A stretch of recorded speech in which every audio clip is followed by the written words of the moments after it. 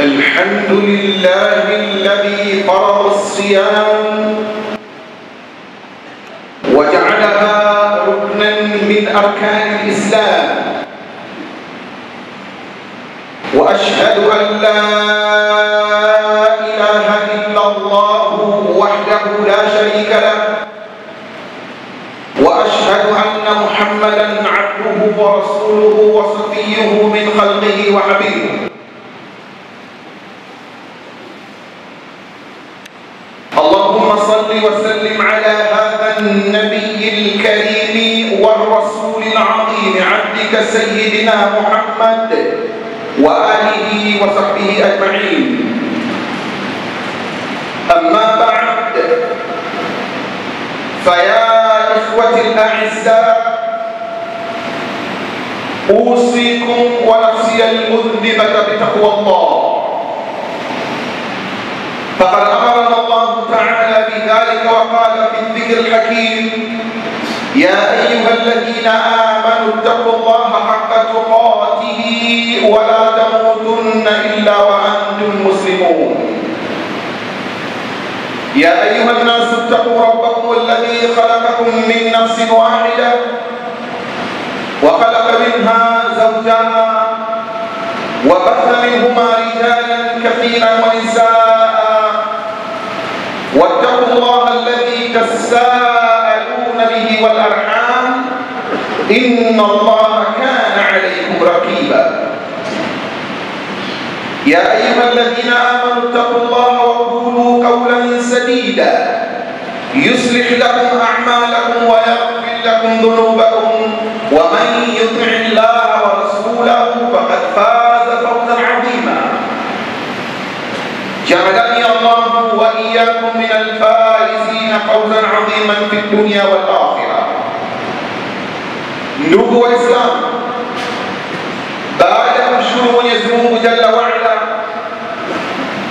kumtakia sala na salamu mtume wa mwisho Nabii Muhammad sallallahu alayhi wasallam, na kuhusiana katika kadhia nzima ya kumcha Mwenyezi Mungu, kama ambavyo nimetangulia kuihusia nafsi yangu ndio jambo hili adhimu, na kisha tuzingatie kwamba tunaishi katika siku za mwezi wa Shawwal, mwezi ambao umetanguliwa na mwezi wa Ramadhani. Katika siku kama hizi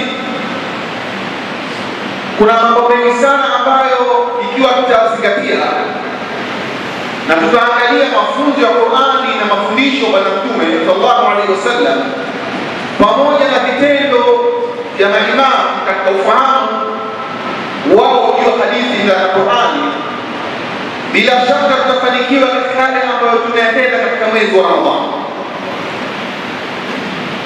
Idhan naqfu al-yawm an 10 waqafat ba'da Ramadan.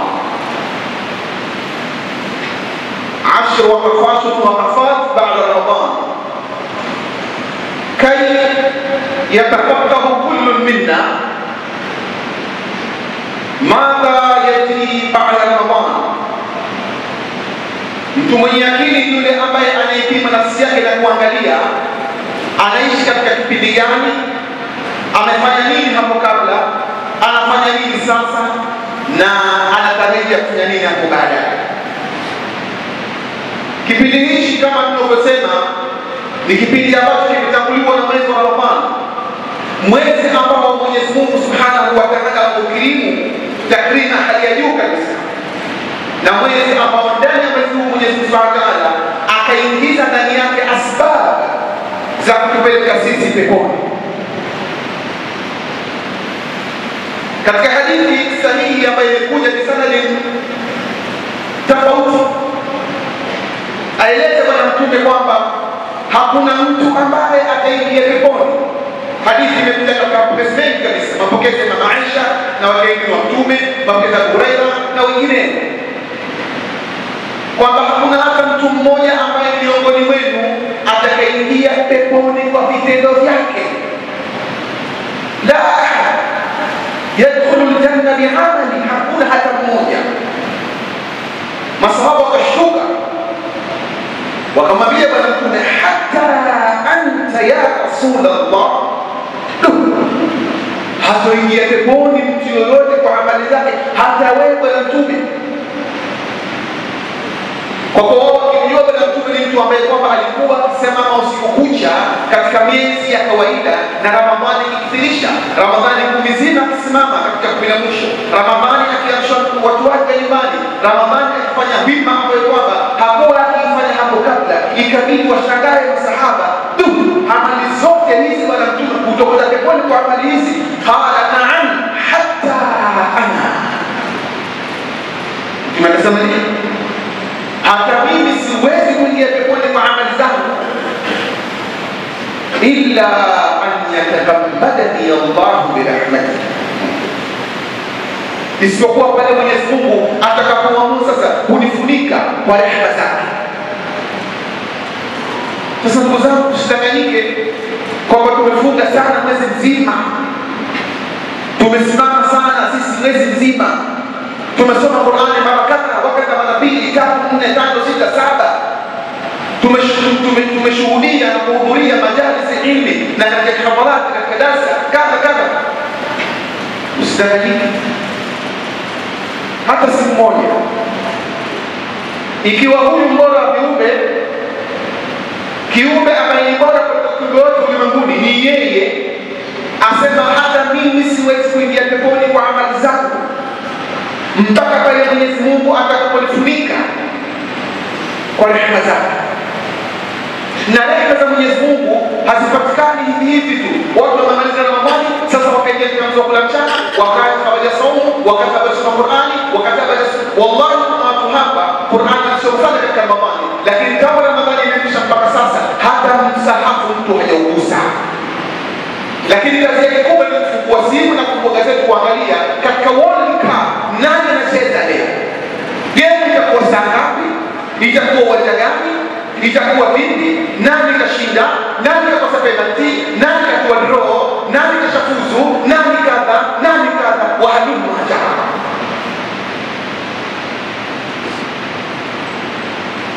Watu wamechotwa kabisa, wanajisahau kabisa, kama sio wao waliokesha katika kuja katika Ramadhani wakimbilia Mwenyezi Mungu. Ya Allah, kufurana rabbi, Mwenyezi Mungu kuomba utusamehe kadha, wakafunga mchana wakakesha wakala misikitini kutwa kucha waomba msamaha Mwenyezi Mungu. Ramadhani imemalizika, imekuja World Cup kana kwamba Ramadhani haikuwepo. Ramadhani imeondoka, na imeondoka na swala zake, imeondoka na saumu zake, imeondoka na Qur'ani yake, imeondoka na kila kitu. Sasa watu wako katika new era, wako katika ahadi jadid, mpango mpya kabisa wa World Cup. Sasa tena mambo ya sala haya na kuzingatia Qur'ani, si kusimama usiku. Ramadhani imekwisha, watu wamejikita sasa katika mambo ya kidunia. Ya akhi habibi, taamal wa tafakkar, fikiria ndugu yangu, ili ulipata kuona maisha yako tangu umezaliwa ushashuhudia World Cup kiasi cha 10 mpaka 20 hapo ulipo. Je, kuna World Cup yote wewe kushuhudia ukafaidika wewe? Ukasema mimi mara hii mashallah alhamdulillah World Cup nisaidia nipate kadha, nani mmoja?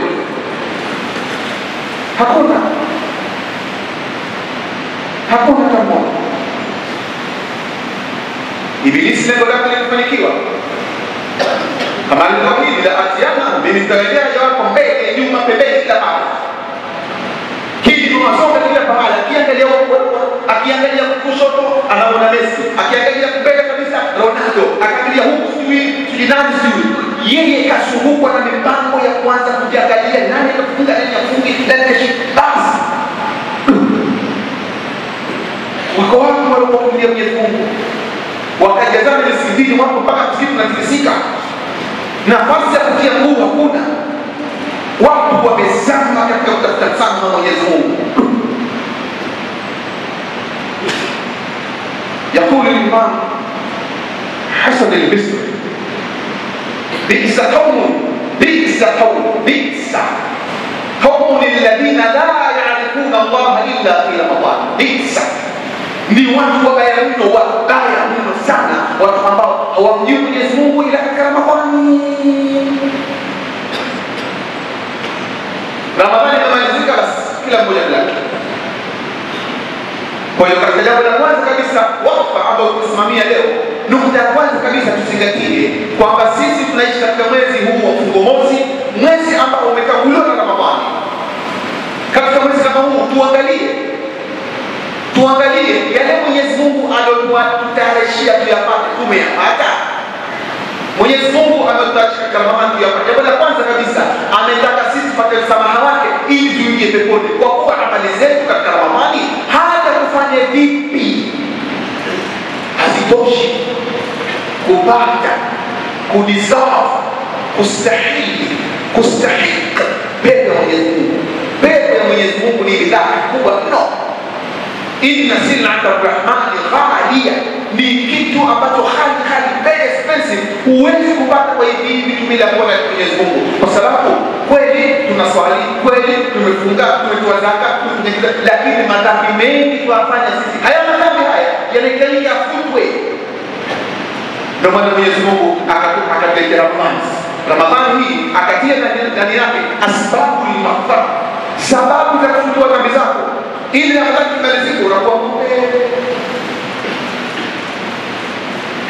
kama tulivyokuja hadithi tatu kueleza ambazo zote sahihi, kabure zote sahihi.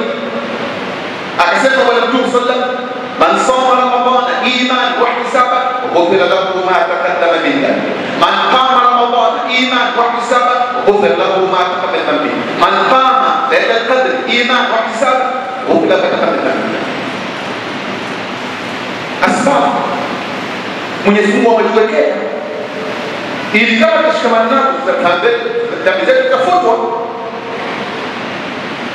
Lakini kulli billahi alazim, sema kwa kweli kwa Mwenyezi Mungu, na Mungu anajua na anashapanga kwamba baada ya Ramadhani hii mambo yangu yale swala alfajiri nitakuwa nalala na naamka saa moja kwa sababu ndo naswali, ama kabla dhuhuri naswali, hii itakuja katika Shawwal na imeshakuja, siku katika kadha yale mambo yake katika miezi Shaaban iliyopita au Shaaban iliyopita ni yale kafanya kuyafunika tu kapose mpaka baada ya Ramadhani katika Shawwal, sasa anaendelea nayo yale. Kulli billahi alazim, Mwenyezi Mungu atupe mambo samehe.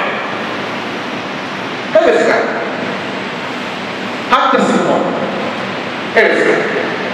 Sasa Mwenyezi Mungu akatokea sababu al-maghfira katika Ramadhani. Mambo matatu haya, kufunga Ramadhani mchana kutwa, kusimama usiku kucha, na kusimama katika usiku mtukufu wa cheo. Haya mambo matatu haya Mtume akasema kwamba haya ukishikamana nayo utasamehewa dhambi zako. Lakini tuliangalia vizuri, si kila anayefunga kafunga, wala si kila anayesimama katika Ramadhani kasimama, wala si kila aliyekesha kakesha. Hapana. Na ndio maana Bwana Mtume akakataa katika hadithi chungu zima. Mwenyezi Mungu hana haja ya mtu kwa chakula na kunywa ikiwa amali zake za uongo, kazi zake kama hizi, hana haja nayo Mwenyezi Mungu kwa Qur'an. Sasa ikiwa mtu anaweza kucheat, anaweza kuiba, anaweza kupunguza, anaweza kufanya ujanja katika amali, katika mambo ya kidunia, tumie dunia kwanza kabla kuna akhera. Tuiangalie dunia kabla ya akhera. Duniani hapa katika mambo ya ujanja na biashara na kazi, muamalat, Mwenyezi Mungu anasema wailun lilmutaffifin,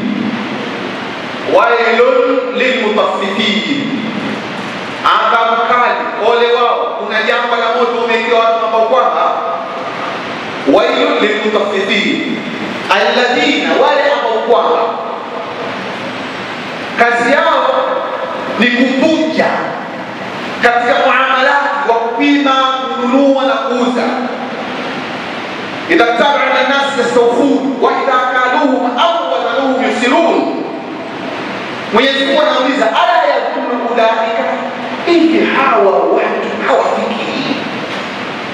Ala yadhunnu, hawafikiri, hawaoni annahum mab'uthuna, kwamba wao watafufuliwa na yule ambaye kwamba anajua ghaibu na siri.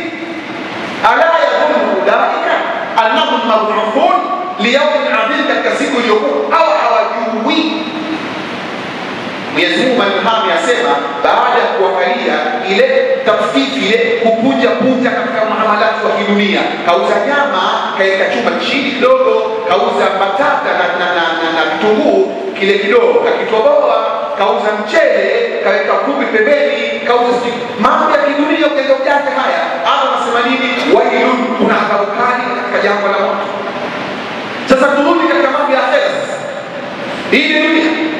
Katika akhera anasema katika mambo ya Mwenyezi Mungu, katika muamalat baina yetu Mwenyezi Mungu anasema nini?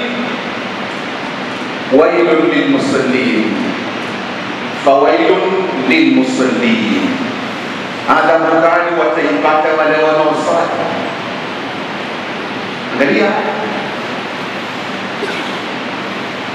kisio ni kile kile, kisio cha kukisia ni kile kile, kupuja katika dunia, wailu jangwa la moto, na kupuja katika mambo ya Mwenyezi Mungu, wailu jangwa. Fawailun lilmusallin alladhina hum an salatihim sahun, wale ambao swala zao wanasahau. Sasa hapa jiangalie ndugu yangu, kuna haja ya wewe kuja mtu akaanza kukusalia kama mtu akiarehe akakuandikia akakupa na mashine? Hapana. Nafsi yako mwenyewe niangalie, amali zako katika Ramadhani zilikuwaje na sasa zikoje? Kipimo hapa anasema alladhina masahun alladhina yurauna, wale ambao wanaonesha watu. Jiangalie amali zako zikoje katika Ramadhani katika sasa. Hapa ndipo utatoka wewe katika wale ambao wanajaribu kumcheat, wanajaribu kupunguza, kufanya ujanja ujanja katika amali baina yako na Mwenyezi Mungu. Hii halibaya sana mzaa. Hii halibaya sana. Na kwa sababu hii halibaya sana, ndio maana Bwana Mtume katika hadithi maarufu kabisa tuliyotaja katika siku nyingi zilizopita kwamba alipokuja Jibril alisema rahima anfu rajulin, amepotea, ameangamia mtu ambaye kwa Ramadhani imekuja na heri zake zote, lakini mtu kama huyu akaambulia patupu, akapunja katika amali zake, katika mambo ya ria, katika ujanja ujanja. Ataka watu wamuone wa karibu na pengine wambali wamsikie na wamtaje, na mambo ya kisasa TV inayoonyesha na klipu nako vile vile zitubwe, watu wasome katika klipu. Mashallah jamaa kagonga kwa kweli, huyu ahati mchezo. Una kitu shika, kuna kitu wakajihimu watu msikitini wamejazana kocho wamejaza. Alladhina yurauna, wale wanaonyesha wana kitu. Na mtu kama hana kitu, ina maana mbele ya Mwenyezi Mungu sifuri. Ina maana huyu imemsifu hadithi ya Bwana Mtume aliyosema kwamba jaani Jibril kanijia na akaniambia Muhammad sema amin, mimi leo nitaomba wewe itikia amin. Bwana Mtume na Jibril akaanza kuomba, Bwana Mtume aitikia amin. Amin ya Bwana Mtume inakusibu Muislamu tahadha sana sana sana sana sana. Na kipimo unacho mwenyewe. Sasa muangalie nukta ya pili ambayo tunatakiwa tuzingatie katika siku kama hizi. Nukta ya pili ndugu zangu, taubatul muqassir fi siyamihi wa salatihi wal istighfar amma mada min al-ikhlal wa tafrid fi haqqillah. Katika siku kama hizi inatulazimisha, inatupasa sisi tulete istighfar kwa wingi sana. Istighfar hizi madhumuni ni kumuomba Mwenyezi Mungu Jalla wa Ala atusamehe katika mapungufu na udhaifu na uchache wa ile tuliyofanya katika mwezi wa Ramadhani. Sisi wanadamu hatuwezi kukosa Mwenyezi Mungu, ni sifa yetu sisi kukosa Mwenyezi Mungu, wala si jambo la ajabu. Mwanadamu kukosa si jambo la ajabu wala aibu, lakini mwanadamu kuacha kuleta tauba kama al-istighfar wa tauba, hiyo ndio aibu kwa Uislamu. Hivyo yatakiwa kila mmoja wetu ajikite alete istighfar kwa insani katika siku kama hizi, wala mtu asidanganye akaona kwamba kwani mimi nimemkosa nini Mwenyezi Mungu mpaka istighfar. Mtume akasema kullu du'a khata, kila mwanadamu alikosa, na Mwenyezi Mungu anatuamrisha katika Qur'an kwa kutuamrisha kabisa watubu ila Allah, tubuni kwa Mwenyezi Mungu. Na yeye Bwana Mtume alikuwa ni mfano wa mambo kama haya.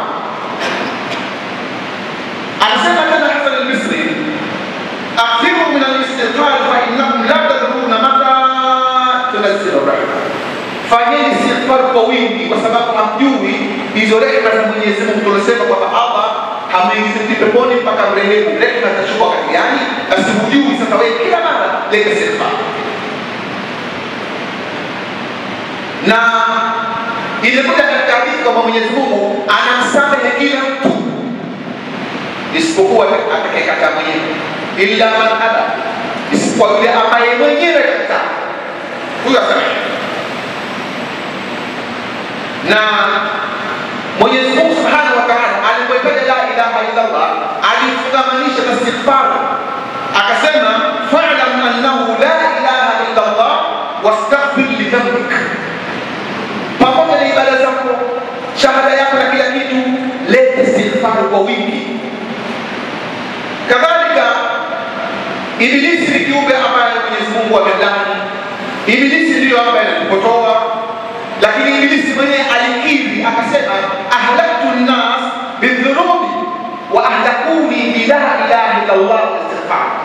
Mimi Ibilisi asema mimi nimewaangamiza watu kuwashawisha kwenye mabaya, lakini nao wameniangamiza kwa kusema la ilaha illa Allah nyingi na kuleta istighfar. Kwa hiyo mimi ninaangamia pamoja na wao, kwamba wao wakileta istighfar wanasamehewa. Nimewangamiza kwa mabaya wakamkosea Mwenyezi Mungu, lakini wao wakajipatia vile vile kwa kusema la ilaha illallah astaghfirullah, kwa sababu la ilaha illallah kwa Mwenyezi Mungu anayepokea mikono miwili, astaghfirullah, anakusamehe makosa yako. Mwisho wa habari Ibilisi akawa anajuta kwa mambo kama haya. Ndugu zangu, istighfar khitamu kullu amali salih.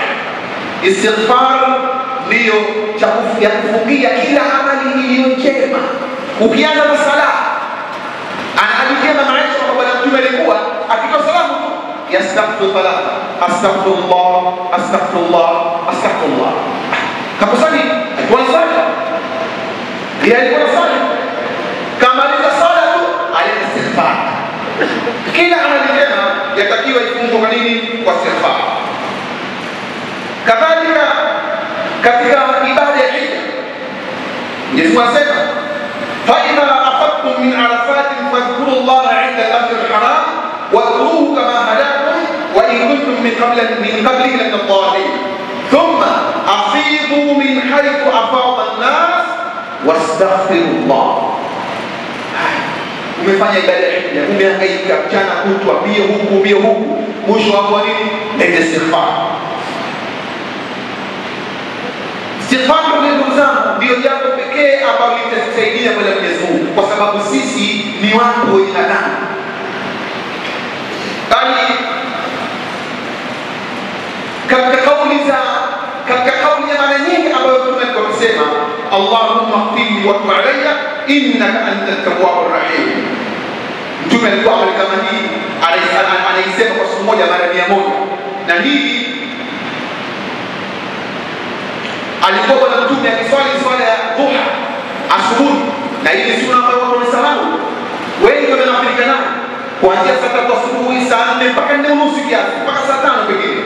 Atakuwa mtu aswali sunna adhuha rakaa 2 ama 4 ama yazidisha, na akimaliza aseme maneno haya Allahumma ighfirli wa tub alayya innaka antat tawwabur rahim mara 100.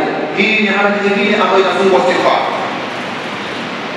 Bali hata maisha yake Bwana Mtume ameyahitimisha kwa istighfar, kama hadithi ya Imam Bukhari ilitokana na Mama Aisha, amesema kwamba Bwana Mtume katika maneno aliyosema wakati anahtaroho alikuwa akisema Allahumma ighfirli warhamni wa alhiqni birrafiqil a'la.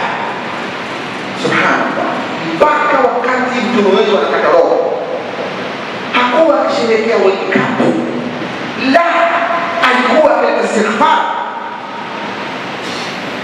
Allah akasema tena waman ya'mal su'an au yadhlim nafsahu thumma yastaghfirillah yajidillah tawwabar rahim.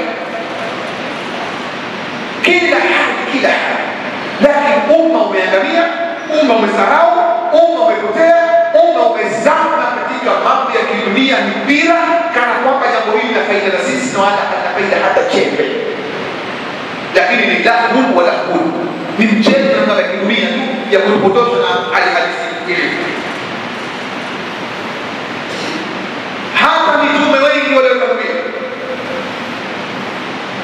mitume wengi watakulia. Nabii Nuh akasema nini? Wa illa taghfirli wa tarhamni min khasirin, ama kama utasamehe mimi nitakuwa nimepotea. Huyu Nuh kadhalika. Nabii Ibrahim alisema walladhi atma'u an yaghfira li khati'ati yawm ad-din, Mwenyezi Mungu amenatarajia anisamehe mimi na dhambi zangu siku ya malipo. Kadhalika Nabii Musa akasema rabbi inni dhalamtu nafsi dhulman, inni dhalamtu nafsi faghfir li maghfira faghfir li, akasema rabbi inni dhalamtu nafsi faghfir li faghfara la.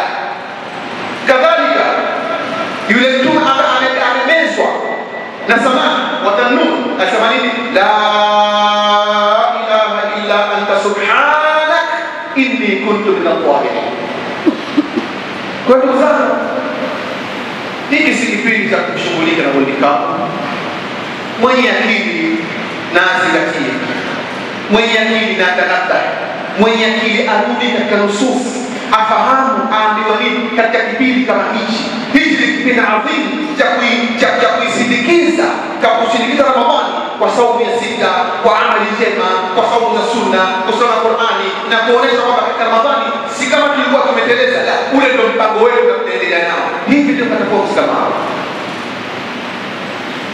Hizi ni mtabiri na tutaendelea nukta nyingine kuelezana yaliyo muhimu katika kipindi kama hichi. اعلموا أن الله تبارك وتعالى يأمر بأمر بدأ فيه القسم وثنى بملائكته المسبحة للقدس وثلث بكم وقال في الذكر الحكيم إن الله وملائكته يصلون على النبي يا أيها الذين آمنوا صلوا عليه وسلموا تسليما.